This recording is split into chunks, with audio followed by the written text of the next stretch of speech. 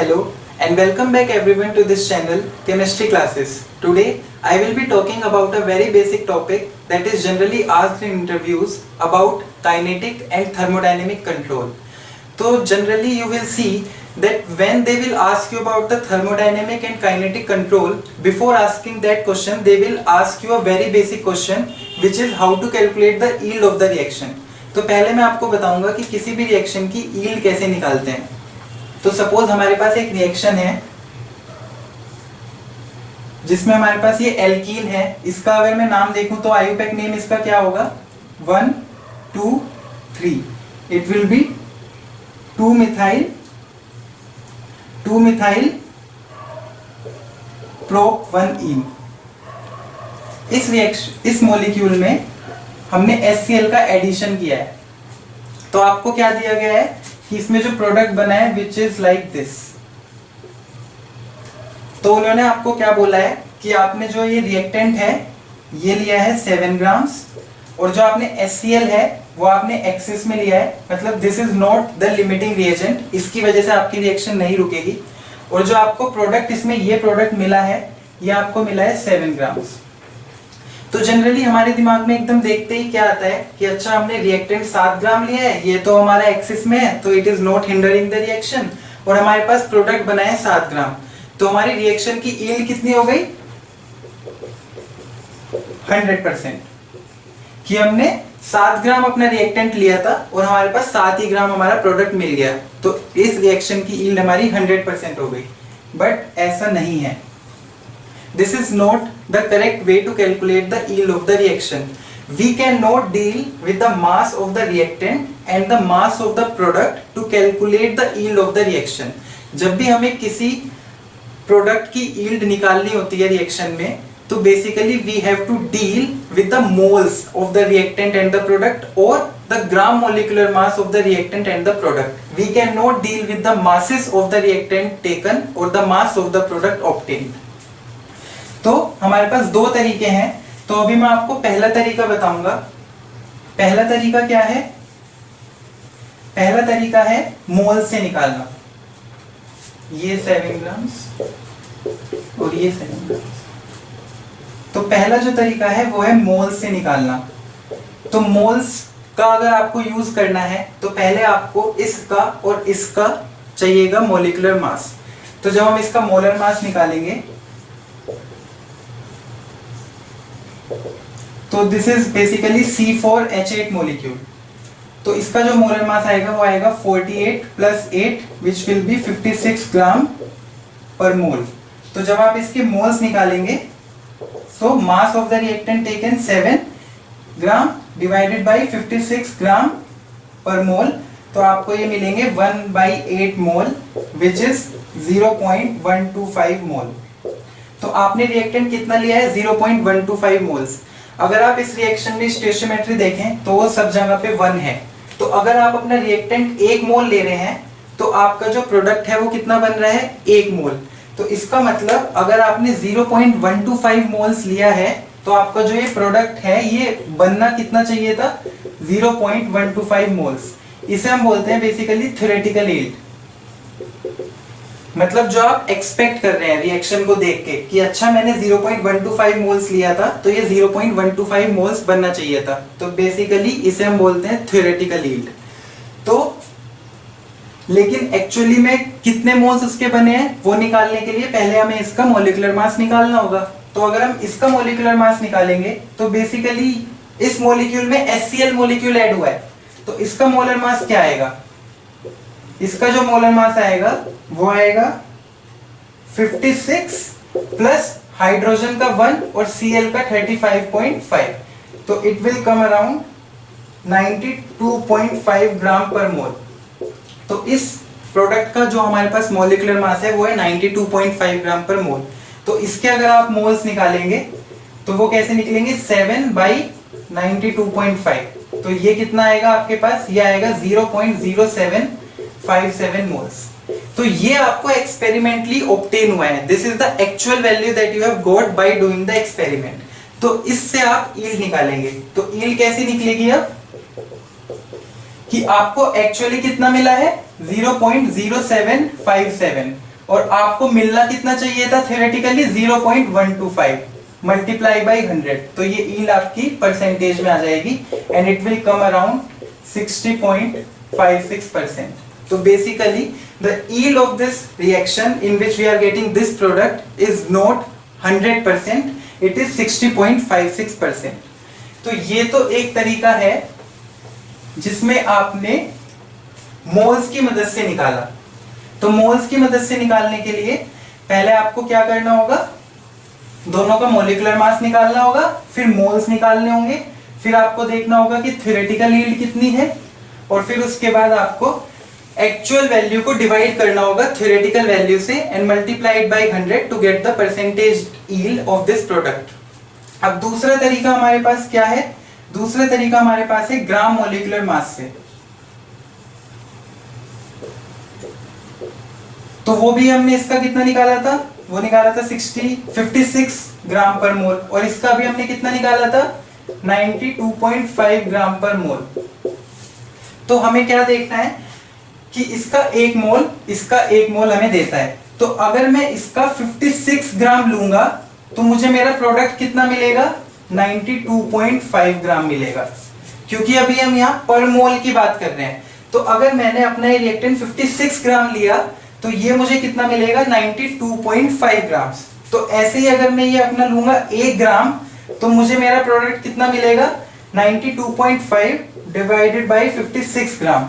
अब आपको क्वेश्चन में क्या दिया गया है कि आपने लिया था 7 ग्राम, तो इसका मतलब 7 ग्राम जब आप अपना रिएक्टेंट लेंगे तो आपको अपना प्रोडक्ट कितना मिलेगा 92.5 डिवाइडेड बाय 56 इंटू 7, तो ये आएगा 11.56 ग्राम. तो बेसिकली अगर आप 7 ग्राम रिएक्टेंट अपना ले रहे हैं तो आपको 11.56 ग्राम अपना ये प्रोडक्ट मिलना चाहिए, बट एक्चुअली ये आपको मिला कितना है एक्सपेरिमेंटली 7 ग्राम. तो यहाँ पे हमारी क्या चीज हो गई, ये हमारी हो गई हमारी एक्चुअल वैल्यू और ये हो गई हमारी थ्योरेटिकल वैल्यू. तो वही परसेंटेज यील्ड निकालने के लिए आप क्या करेंगे, actual value divided by theoretical value 11.56 multiply by 100, और आप जब इसे भी सॉल्व करके देखेंगे तो जो परसेंटेज यील्ड है वो 60.56% ही आएगी. तो आपके पास दो तरीके हैं, या तो आप मोल्स में डील कर सकते हैं या आप ग्राम मोलिकुलर मास में डील कर सकते हैं to calculate the percentage yield of the reaction. तो ये अब हमारी बात कंप्लीट हो गई कि हम किसी भी रिएक्शन में प्रोडक्ट की यील्ड कैसे निकाल सकते हैं. अब इसी से मैं स्विच करूंगा काइनेटिक और thermodynamic control of the reaction पे. वो कैसे, अब क्या होगा, आगे आपको बोला जाएगा कि इस रिएक्शन में यही प्रोडक्ट नहीं बना, ये तो है इसका मेजर प्रोडक्ट, और इसे मैं बोल रहा हूं प्रोडक्ट एक्स. अब इस रिएक्शन में आपका एक प्रोडक्ट और बना है HCl मॉलिक्यूल ऐड करने से. वो प्रोडक्ट क्या है, वो प्रोडक्ट है आपका ये.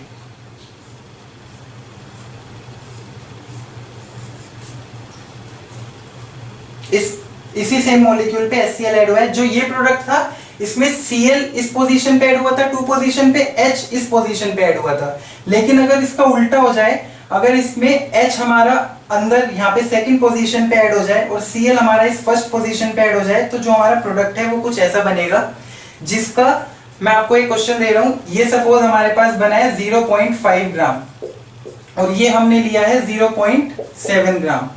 सो you can try to calculate the yield if हमने ये 0.7 ग्राम्स लिया है और ये हमारे पास जो इसका माइनर प्रोडक्ट है 0.5 ग्राम बना है. आंसर में इसका आपको बता रहा हूं, इसका आंसर आपका आना चाहिए 4.32%. तो एक बार आप कैलकुलेट करके देखिएगा percentage yield for this reaction.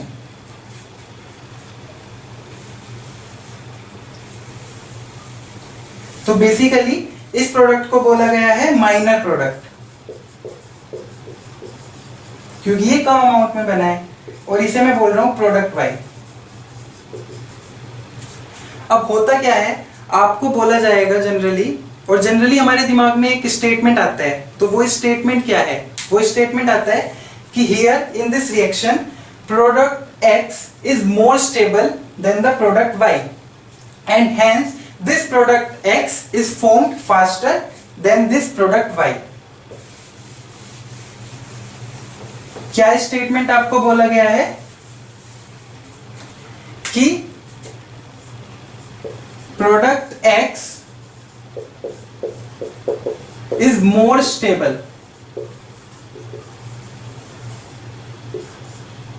than product Y. Hence, product X is formed faster.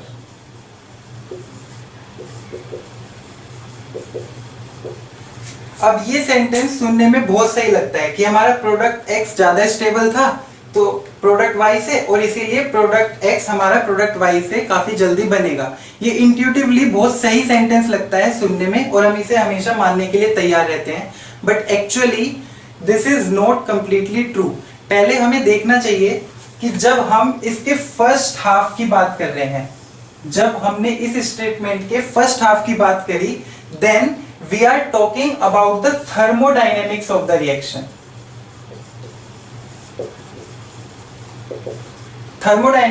Thermodynamic stability की बात हो रही है यहाँ पे। हम यहाँ पे बोल रहे हैं कि प्रोडक्ट X हमारा ज्यादा स्टेबल है, इसका मतलब product X is lower in energy than product Y। तो in this first half we are talking about the thermodynamic stability of the products. और अगर हम इस सेकेंड हाफ में बात करें जिसमें हमने बोला है कि hence product X is formed faster, इस सेकेंड हाफ में we are talking about the kinetics of the reaction. मतलब हम क्या बोल रहे हैं कि प्रोडक्ट X का rate of formation is fast than the rate of formation of Y, लेकिन हम ये हेंस लगा के थर्मोडायनेमिक्स और काइनेटिक्स को इक्वेट कर दे रहे हैं कि अगर प्रोडक्ट X का ज्यादा स्टेबिलिटी है तो वो बनेगा भी फास्ट। मतलब अगर प्रोडक्ट X थर्मोडायनेमिकली ज्यादा स्टेबल है तो उसका रेट ऑफ फॉर्मेशन भी ज्यादा होगा। We are equating the thermodynamics and the kinetics which is not correct. हम थर्मोडायनेमिक स्टेबिलिटी और काइनेटिक्स को कनेक्ट नहीं कर सकते हैं। There is no direct connection between the thermodynamic stability and kinetics of the reaction. तो इसीलिए इस स्टेटमेंट को अब हम और समझते हैं कि ये एक्चुअली डिफरेंस है क्या। उसके लिए मैं आपके सामने अभी एक ग्राफ बनाऊंगा कि हम इस स्टेटमेंट को समझ सकें। तो जो हमारे पास ग्राफ है that is between the energy and the reaction progress, energy and reaction progress. तो हमारे पास यहां पे है स्टार्टिंग मटेरियल और हमने क्या कहा था कि हमारा product X is more stable than product Y, so product X will be lower in energy and product Y will be higher in energy than this product X।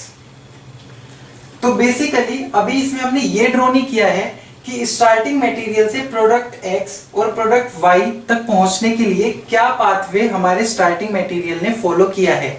Actually इसके दो cases होते हैं। तो जो हमने पहला स्टेटमेंट अपना बोला था कि प्रोडक्ट X अगर हमारा ज्यादा स्टेबल है तो it will be formed faster, तो पहला केस तो हमारे पास वही है जो जनरली हम मेजर केसेस में देखते हैं, इसीलिए हमें वो स्टेटमेंट ट्रू लगने लगता है, but it is not always true. तो जो हमारा पहला केस है वो हमारा वही है।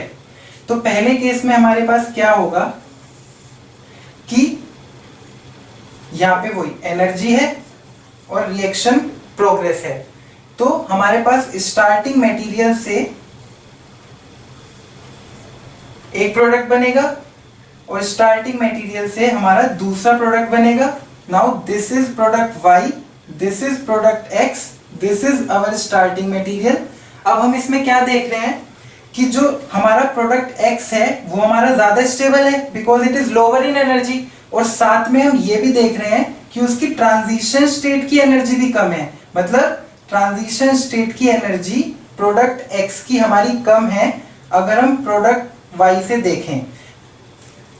तो इसका मतलब क्या हुआ कि हमारा प्रोडक्ट X स्टेबल भी ज्यादा है और ये हमारा फास्टर फॉर्म भी हो रहा है, और हमारा प्रोडक्ट Y जो है वो स्टेबल भी कम है और वो हाई एनर्जी ट्रांजिशन स्टेट के थ्रू आ रहा है। तो ये है हमारा पहला केस। अब इस पहले केस को थोड़ा डिस्कस करते हैं जो हम उस स्टेटमेंट में बोलते हैं।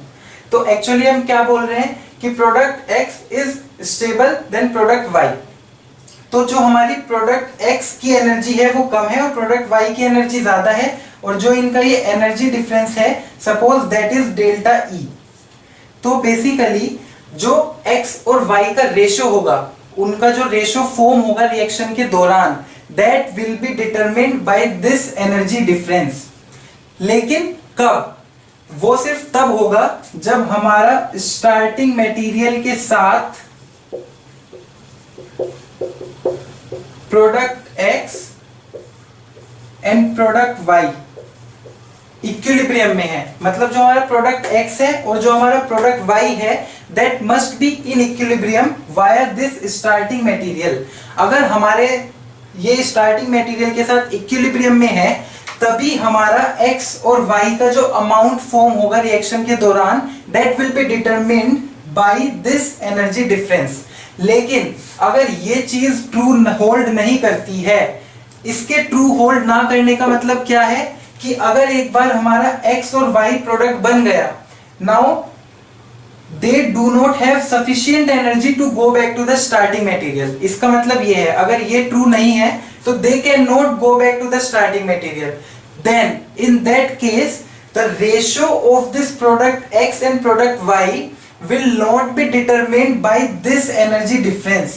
At that point, this difference, the difference in their transition state energy will govern the ratio of this product X and product Y that is formed in the reaction. तो ये बात बहुत ज़्यादा ज़रूरी है कि ये इक्विलिब्रियम है या नहीं है, पहले हमें देखना होगा। अगर ये इक्विलिब्रियम होगा तो ये वाला एनर्जी डिफरेंस हमारे X और Y के रेशियो को गवर्न करेगा, और अगर ये इक्विलिब्रियम नहीं है तो ये वाला एनर्जी डिफरेंस, जिसे हम डेल्टा E डैगर बोल सकते हैं, dagger is generally used for transition state, तो ये वाला delta E dagger will show us the ratio of the product X and product Y।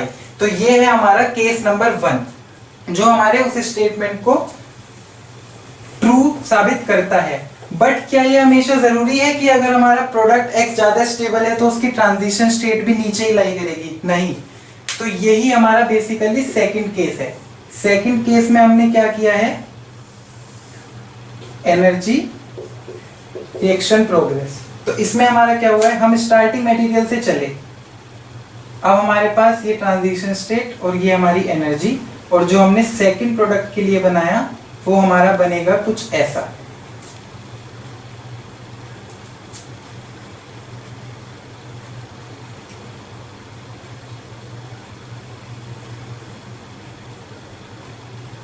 तो इसमें हम क्या देख रहे हैं कि हमारा जो प्रोडक्ट X है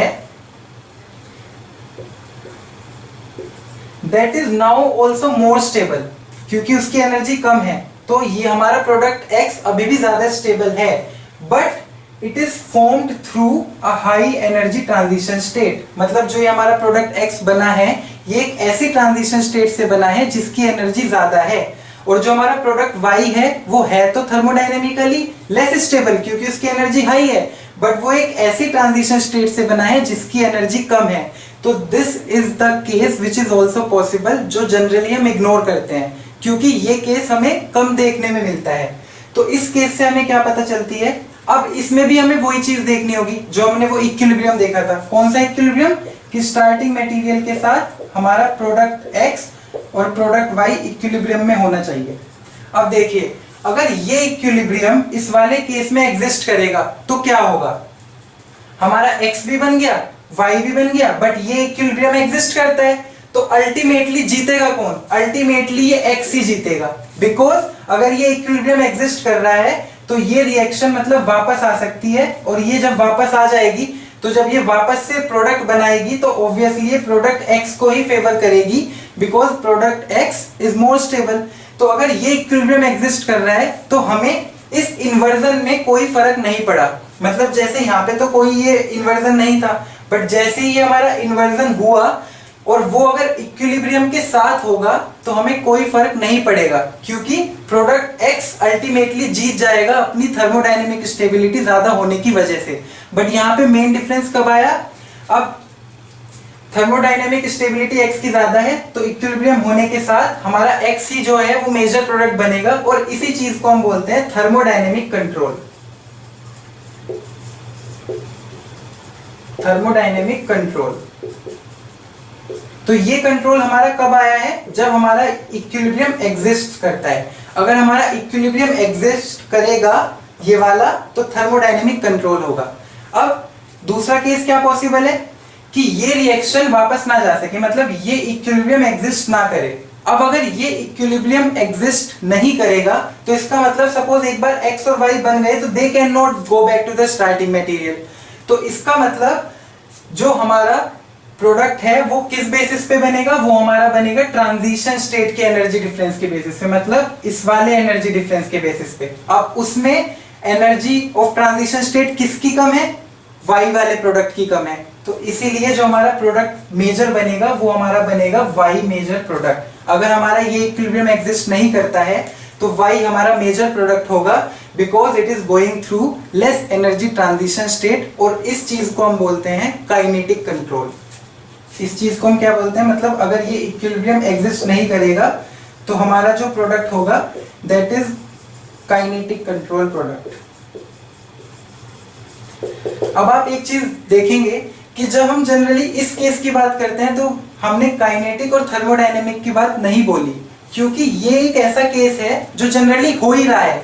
यहाँ पे हमारा काइनेटिक प्रोडक्ट और थर्मोडायनेमिक प्रोडक्ट सेम है, इसीलिए इस केस के लिए हम काइनेटिक और थर्मोडायनेमिक प्रोडक्ट की बात नहीं करते, क्योंकि यहाँ पे क्या हो रहा है, जिस प्रोडक्ट की हमारी एनर्जी कम है उस प्रोडक्ट की ट्रांजिशन स्टेट की एनर्जी भी कम है। तो इसका मतलब यहाँ पे हमारा जो थर्मोडायनेमिक प्रोडक्ट होगा वही हमारा काइनेटिक भी प्रोडक्ट होगा। तो इसीलिए हम इस वाले केस के लिए कभी भी थर्मोडायनेमिक और काइनेटिक कंट्रोल की बात नहीं करते। यही केसेस हमें, यही वाला जो केस है यही हमें ज्यादातर देखने को मिलता है, इसीलिए हमारे दिमाग में क्या स्टेटमेंट बैठ जाता है कि product X is more stable, hence it is formed faster than product Y, और हम उसी स्टेटमेंट को सच समझने लगते हैं और हम ये वाला केस कंप्लीटली इग्नोर कर देते हैं जिसमें actually we need to talk about the thermodynamic and kinetic control, because यहाँ पे जो हमारा प्रोडक्ट ज्यादा स्टेबल है वो हाई ट्रांजिशन स्टेट एनर्जी वाले कर्व से बना है, और जो हमारा प्रोडक्ट लेस स्टेबल है वो लो एनर्जी ट्रांजिशन स्टेट से बना है। तो एक्चुअली यही केस है जिसमें we really need to talk about thermodynamic and kinetic control। अब बेसिकली मैं आपको इन केसेस के एग्जांपल बताऊंगा, तब आपको समझ आएगा अच्छा ये वाला केस तो हम जनरली देखते ही हैं और हमेशा होता ही है, और ये वाला केस आपको इतना ज्यादा देखने में नहीं मिलता। तो इस केस को मैं 1 बोल रहा हूँ और इस केस को मैं बोल रहा हूँ 2। अभी मैं आपको 1 और 2 केस का एग्जाम्पल बताऊंगा, उससे आपको थोड़ा और क्लियर हो जाएगा कि हाँ कि ये जो 1 वाला केस है ये तो हम ज्यादातर देखते ही रहते हैं, इसीलिए वो स्टेटमेंट हमें इतना ज्यादा ट्रू लगने लगता है, but that is not the case always. तो फर्स्ट वाला जो हमारे पास केस था उसका हमारे पास क्या एग्जांपल है, ये मैं आपको वही एग्जांपल बताता हूं जो मैंने यूज किया था आपको यील्ड ऑफ द प्रोडक्ट निकालते समय। तो हमारे पास क्या एग्जांपल है, हमारे पास ये एल्कीन है और इस पे मैंने डाला है H+, वही वहां पे HCl डाला था, तो basically that was addition of HCl, it will form by the formation of carbocation intermediate. तो इस एल्कीन के ऊपर जब मैं H+ डालूंगा तो there are 2 cases possible, that is 2 products possible. तो पहला क्या है कि ये जो मेरा H+ है ये मेरा टर्मिनल पे ऐड होगा। तो अगर ये मेरा टर्मिनल पे ऐड होगा तो partial carbocation will start forming at this second position यहां पे, और अगर ये मेरा H+ इस सेकंड पोजीशन पे ऐड होगा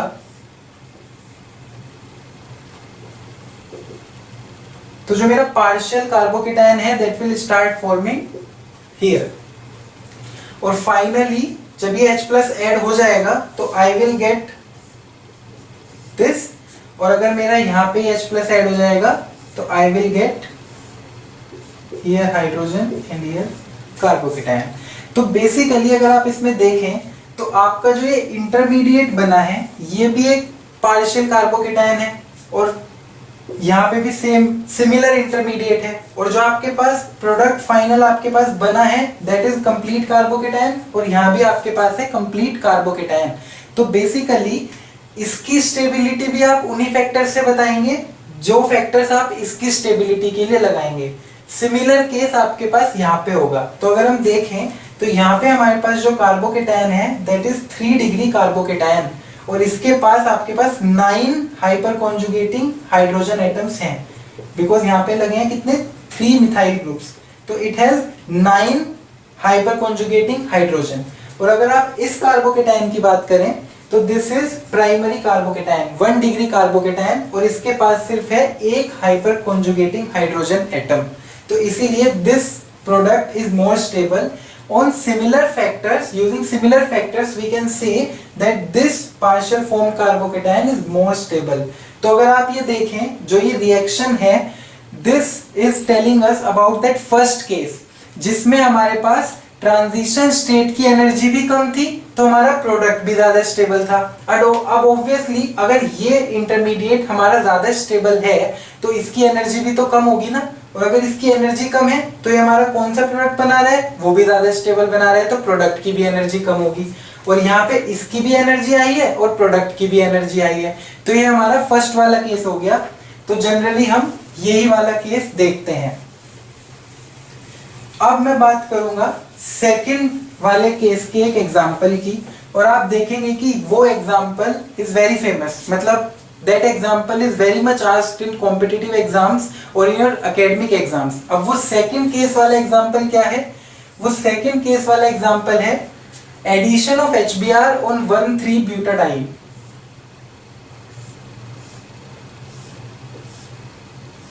addition of HBr on 1,3-butadiene। आप जनरली देखेंगे कि इसमें हमेशा दो प्रोडक्ट की बात होती है। एक प्रोडक्ट इसका होता है ऐसा जिसे हम बोलते हैं 1,2 प्रोडक्ट, यहाँ पे H यहाँ पे Br, इसे हम बोलते हैं 1,2 एडिशन प्रोडक्ट। और एक इसका हमारे पास दूसरा प्रोडक्ट कौन सा होता है, वो होता है ऐसा, दिस इज 1,4 एडिशन प्रोडक्ट।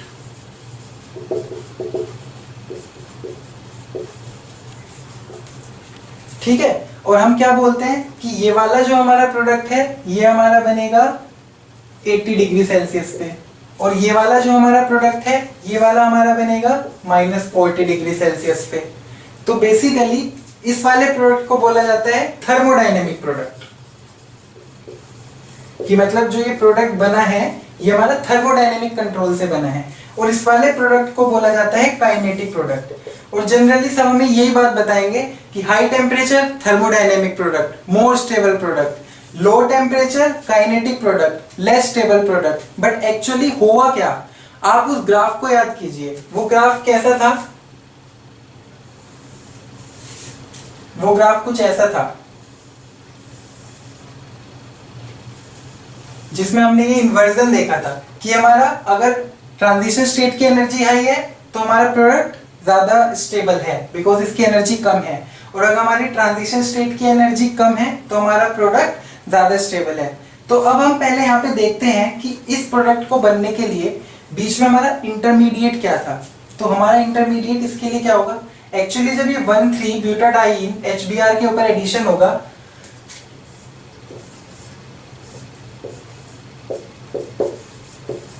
तो this will attack on this H plus and this Br minus will leave। तो बेसिकली हमारे पास क्या बनेगा, ये बनेगा इनिशियली, यहाँ पे हाइड्रोजन और यहाँ पे हमारा कार्बोकेटायन।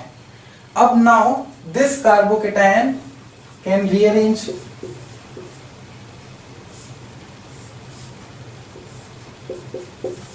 तो आप देखिए हमारे पास यहाँ पे दो तरीके के कार्बोकेटायन हैं। तो आपको अगर ये 1,2 एडिशन प्रोडक्ट दिखेगा ये ऑब्वियसली इस वाले कार्बोकेटायन से बना है, बिकॉज जो ये Br माइनस है ये हमारा यहाँ पे आके जुड़ा है तो इसने हमें दिया है 1,2 एडिशन प्रोडक्ट। और जो ये हमारा ये वाला कार्बोकेटायन है इसमें अगर यहाँ पे Br का एडिशन होगा तो basically we will get this 1,4 addition product जिसे हम बोल रहे हैं थर्मोडायनेमिक प्रोडक्ट। तो अब आप इन इंटरमीडिएट की स्टेबिलिटी देखिए। इन दोनों इंटरमीडिएट में जो ये वाला कार्बोकेटायन है दैट इज 2 डिग्री कार्बोकेटायन, और जो ये वाला कार्बोकेटायन है ये 1 डिग्री कार्बोकेटायन। दोनों के पास रेजोनेंस तो है, बट अगर हम हाइपर कॉन्जुगेटिंग हाइड्रोजन एटम्स की बात करें तो इस वाले कार्बोकेटायन के पास तो है 4, बट इस वाले 3, ये वाला नहीं होगा, इसके पास है 3। और अगर हम इसमें बात करें तो इस वाले के पास हमारे पास हाइपर कॉन्जुगेटिंग हाइड्रोजन एटम्स नहीं है। तो basically this carbocation is more stable then this carbocation. और अगर हम देखें तो इसने जो प्रोडक्ट बनाया है वो बनाया है ये, तो मोर स्टेबल कार्बोकेटायन का प्रोडक्ट है ये। और अगर हम प्रोडक्ट की स्टेबिलिटी की बात करें तो ये वाला प्रोडक्ट इज लेस स्टेबल। क्यों? बिकॉज यहाँ पे हमारा प्रोडक्ट है एल्कीन, और अगर हम देखें तो alkene is more stable when it is substituted and it has high numbers of hyper conjugating hydrogen atoms. पर इसके पास हाइपर कॉन्जुगेटिंग हाइड्रोजन एटम्स कितने हैं? सिर्फ एक, ओनली 1। और अगर हम इस वाले प्रोडक्ट की बात करें तो ये बनाया है इस लेस स्टेबल कार्बोकेटायन से, but this product is more stable. Why? Because यहाँ पे जो एल्कीन बनी है दैट इज मोर सब्स्टिट्यूटेड, और इसके पास अगर हम हाइपर कॉन्जुगेटिंग हाइड्रोजन एटम्स देखें तो वो है 5। तो बेसिकली ये प्रोडक्ट हमारा ज्यादा स्टेबल है। और अगर हम कार्बोकेटायन इनके इंटरमीडिएट्स की बात करें तो हमारे पास ये वाला इंटरमीडिएट ज्यादा स्टेबल है, जिससे हमारा ये वाला प्रोडक्ट बना है। तो इसका मतलब हम इस ग्राफ की कुछ बात कर रहे हैं। तो अब हम देखेंगे कि अगर टेम्परेचर हमने हाई किया तो टेम्परेचर हाई करने का मतलब क्या है कि हम दोनों पाथवेज के लायक एनर्जी दे रहे हैं। मतलब हम कह रहे हैं कि हमने इतनी एनर्जी दे दी है हाई टेम्परेचर करके कि ये वाला पाथवे भी फॉलो हो सकता है और ये हाई एनर्जी वाला पाथवे भी फॉलो हो सकता है। तो अब दोनों पाथवे फॉलो हो सकते हैं, तो इसीलिए हमारा कौन सा प्रोडक्ट बनेगा? थर्मोडायनेमिक प्रोडक्ट, मतलब मोर स्टेबल प्रोडक्ट। जब दोनों पाथवे फॉलो हो सकते हैं तो हमारा वो प्रोडक्ट मेजर होगा ना जो लो एनर्जी का होगा। और इसीलिए इस प्रोडक्ट इस रिएक्शन को रिवर्सिबल भी बोलते हैं, बिकॉज जब हमने high energy high temperature provide किया है तो this reaction can fall back also. Basically वो इक्विलिब्रियम जिसकी हमने बात की थी कि स्टार्टिंग मटेरियल के साथ हमारा प्रोडक्ट एक्स और प्रोडक्ट वाई इक्विलिब्रियम में होना चाहिए, वो भी हमारा एग्जिस्ट करेगा। और इसीलिए अल्टीमेटली हाई टेम्परेचर पे हमारा थर्मोडायनेमिक प्रोडक्ट ही बनेगा, बिकॉज जब रिएक्शन वापस आएगी और फिर से प्रोडक्ट की तरफ जाएगी तो वो थर्मोडायनेमिक प्रोडक्ट को फेवर करेगी due to the low energy of the thermodynamic product. But जब हम बात करते हैं लो टेम्परेचर पे, तो लो टेम्परेचर पे एक्चुअली क्या हो रहा है, हम इस वाले पाथवे तक की एनर्जी प्रोवाइड ही नहीं कर रहे हैं, हम सिर्फ उतनी ही एनर्जी प्रोवाइड कर रहे हैं कि हमारा लो एनर्जी पाथवे ही रिएक्टेंट को मिल पाए। तो बेसिकली ये जो हमारा स्टार्टिंग मटेरियल है ये सिर्फ इस लो एनर्जी पाथवे से जाके हमारा ये वाला लेस स्टेबल प्रोडक्ट बना देगा, जिसे हम बोल रहे हैं 1-2 addition product. Now this reaction will be reversible. क्यों? बिकॉज हमने इतनी एनर्जी ही नहीं दी है कि ये वापस आ सके। अब अगर ये रिएक्शन वापस नहीं आ पाएगी तो वो इक्विलिब्रियम, कौन सा इक्विलिब्रियम? जो स्टार्टिंग मटेरियल का प्रोडक्ट एक्स और प्रोडक्ट वाई के साथ एक इक्विलिब्रियम था, ये एग्जिस्ट ही नहीं करेगा लो टेम्परेचर पे। तो अगर ये इक्विलिब्रियम एग्जिस्ट नहीं करेगा तो ये रिएक्शन वापस नहीं आएगी, और लो टेम्परेचर पे सिर्फ यही वाला पाथवे मेजरली फॉलो हो सकता है। तो इसीलिए लो टेम्परेचर पे जो हमारा काइनेटिक प्रोडक्ट होगा, दैट लो टेम्परेचर पे जो हमारा प्रोडक्ट होगा वो होगा काइनेटिकली कंट्रोल। इसीलिए हम लो टेम्परेचर वाले प्रोडक्ट को यहाँ पे काइनेटिक प्रोडक्ट बोलते हैं, और ये हमारा high temperature product thermodynamic product है, formed at higher temperature, and this is reversible process and this is irreversible process. So that was all about the thermodynamic and kinetic control. I hope you like this video, and please give your queries in the comment section, and if you have any other topic that you want us to share with us, then you can tell the topic in the comment section. Thank you.